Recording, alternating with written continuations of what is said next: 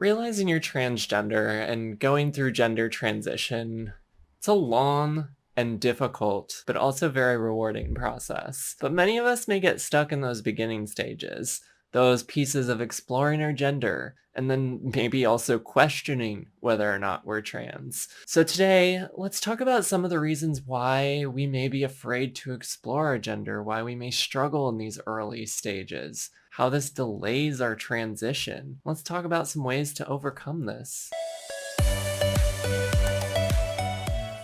I don't think I can say this enough, but being transgender and deciding that transition is right for you, it's difficult to say the least. But it's also an ultimate act of self-love. You're taking this brave step towards being yourself in a world that often does not make space for people like us. And I use the words deciding to transition. But for many of us, myself included, the choices are often either taking a difficult change to try to be ourselves or slipping deeper and deeper into depression. I don't mean to get so dark or get so dark so quickly here, but this is an unfortunate reality for many of us. Not being able to be myself, forcing myself to be someone who I wasn't for 25 years, also not being very good at it, not being very good at being a man, is incredibly emotionally exhausting. Experiencing gender dysphoria, depression, anxiety, having thoughts about suicide.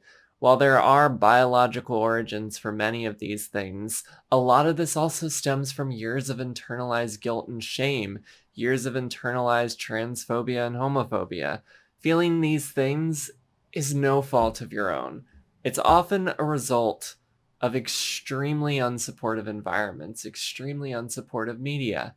I wanted to make all of this clear to really normalize how difficult it can be for those of you that are making those first steps in transition. Identifying as trans and then taking those steps, this is new, it's unfamiliar, and therefore often scary, maybe terrifying even.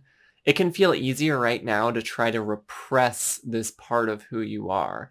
It's too scary to unpack, so let's just leave that alone. Let's put that in a box in the corner and try never to revisit it. But as many of you have probably realized, that is a short-term solution. Every time I tried to repress the woman in me, every time I tried to suppress her, she came back eventually and often.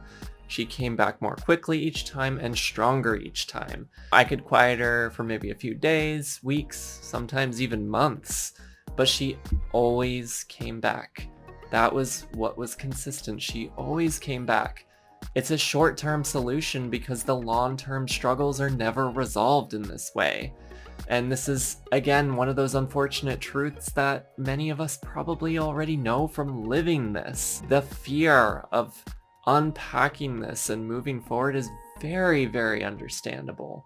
We live in a world that is not always kind to trans people. And beyond that, stepping out into the world as a gender the world has not yet seen us as, that can certainly be intimidating.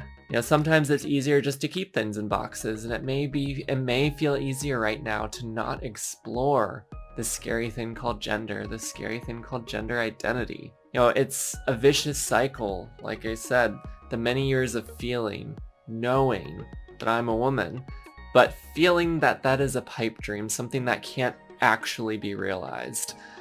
Being a woman, that could never be a possibility, so let's continue to compartmentalize her and hope that things just magically get better. For me, my depression and suicidal thoughts worsened to the point of realizing that I had to do something about this.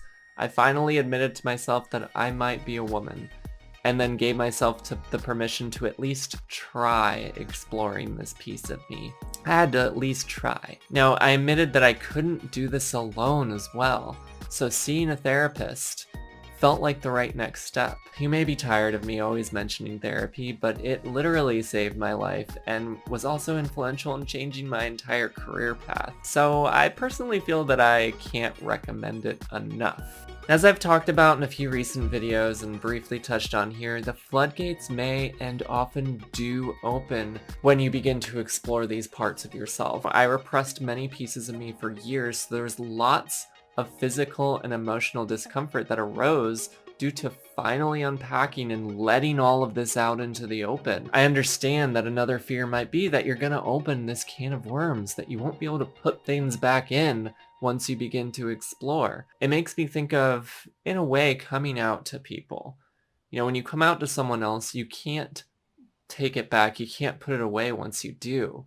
Once you tell someone that you're gay or trans or any other identity, you put it out into the world and you hope for the best. You hope that they accept you and love you for who you are. Beginning to unpack the trans part of my identity was like my first coming out experience, an experience of coming out to myself. I put that out there, I started to explore, and then it was up to me to figure out what to do next. It was up to me to decide to at least try to accept that and try to move forward and continue digging deeper.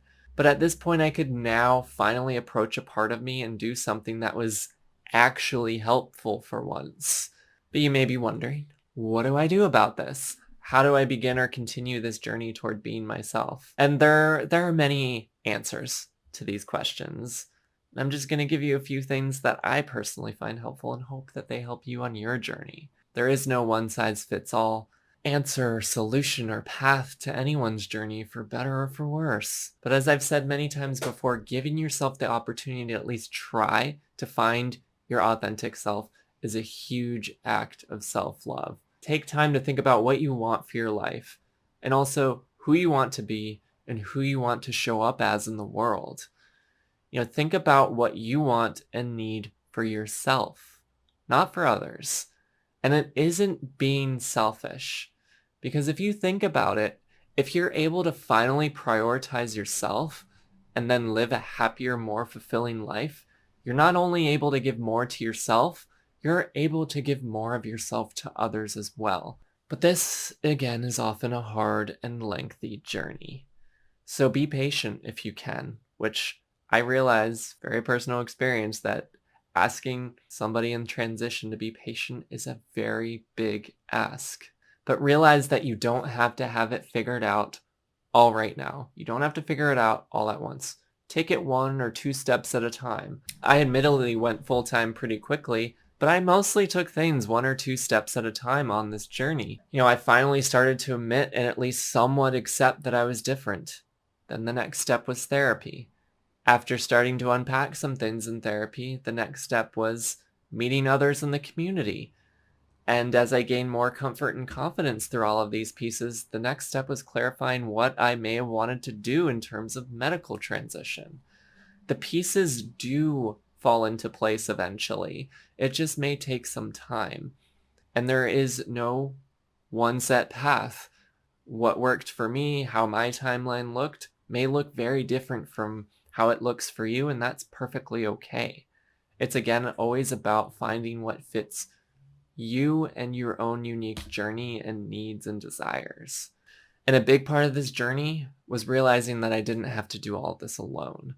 If you can, be sure to find some people to take with you on this journey. You don't have to do it alone, and you also should not have to do it alone. Whether it's supportive friends or partners or supportive family members, if you're fortunate enough to have supportive family members.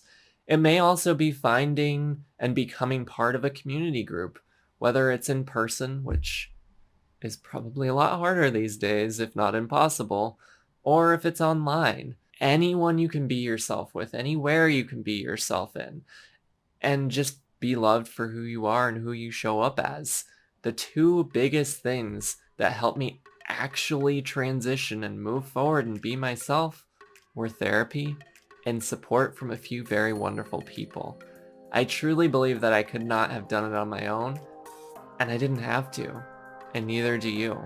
That being said, I again do hope that you can find some help, some comfort in at least one of the things I've talked about here. And this is where I turn it over to all of you. What are your thoughts on what I've talked about and shared here? What are some of your struggles you've encountered with exploring your gender during your journey? Where are you at in your journey? What have you found helpful to help keep you moving forward towards being your authentic self? Please let all of us know down in the comments below. And as always, Tipsy and I love you all, and hope you're staying as safe and healthy as you can during these tough times and during the holiday season. If you have not done so already, please be sure to give me a huge thumbs up and click that subscribe button and notification bell. I love you all. Bye for now.